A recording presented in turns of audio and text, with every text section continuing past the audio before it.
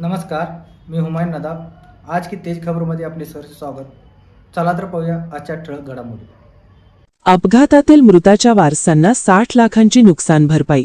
कोल्हापूर राजारामपुरी कारला एक्सप्रेसवेवरील कामशेत येथे झालेल्या भीषण अपघातात मृत्युमुखी पडलेल्या श्रेयांश मकरांद अथणीकर यांच्या वारसांना 60 लाख रुपयांची नुकसान भरपाई देण्याचा आदेश न्यायालयाने दिला आहे. संबंधित ट्रक MH42T 5599 चालकाच्या धडकेत हा अपघात घडला होता. या प्रकरणात ट्रकचे विमा संरक्षण असलेल्या HDFC ERGO जनरल इन्शुरन्स कंपनीला न्यायालयाने नुकसान भरपाई देण्याचे निर्देश दिले. त्यानुसार 60 लाख रुपयांचा धनादेश वारसांना प्रदान करण्यात आला. धनादेश वितरण प्रसंगी जिल्हा व सत्र न्यायमूर्ती DV कश्यप, RV उत्पात, SS तांबे यांच्यासह ॲडव्होकेट निखिल कोरे, ॲडव्होकेट CB कोरे आणि सुधाकर वाटेगावे उपस्थित होते.